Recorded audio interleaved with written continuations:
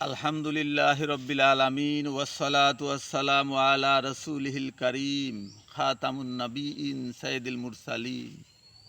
প্রিয় ভাই বোন ও বন্ধুরা, যে যেখান থেকে আমার ইউটিউব চ্যানেল নূরের আহ্বান 12 দেখছেন, তাদের সকলকে আন্তরিক অভিনন্দন।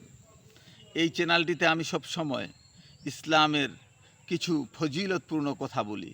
আপনারা যারা শুনছেন তাদের কাছে অনুরোধ, সোয়াবের নিয়তে এই চ্যানেলটিকে সাবস্ক্রাইব করে দিন এবং শেয়ার করে দিন, যাতে সকলে ফজিলতের ভাগী হতে পারে। আজকে আপনাদের সামনে আলোচনা করব সূরাতুল ওয়াকিয়ার ফজিলত সম্পর্কে। সূরাতুল ওয়াকিয়ার ফজিলত সম্পর্কে পবিত্র কোরআনের কারিমের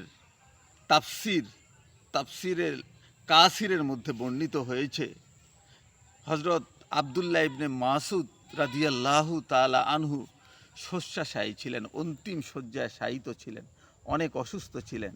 এই সময় তৃতীয় খলিফা উসমান ইবনে আফফান রাদিয়াল্লাহু তাআলা আনহু তাকে দেখতে যান। দেখতে যাওয়ার পর বলেন, আপনি কেমন আছেন? আপনাকে কেমন লাগতেছে? বলছে, আমি অসুস্থ, আমি কি আপনার জন্য ডাক্তার ডাকবো? সে বলল, ডাক্তারই আমাকে অসুস্থ করেছে, শেষ ইচ্ছা আপনার কি?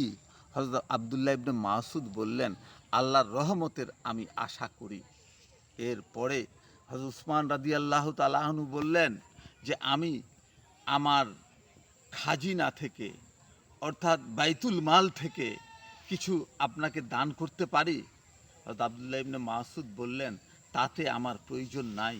হযরত তৃতীয় খলিফা উসমান ইবনে আফফান রাদিয়াল্লাহু তাআলা আনহু বললেন যে, এটা আপনার মৃত্যুর পর আপনার কন্যা সন্তানদের কাজে লাগবে। রায়াতে আছে, ওই সময় তার 7টি কন্যা সন্তান ছিল, তারা সবাই বিবাহের উপযুক্ত ছিল।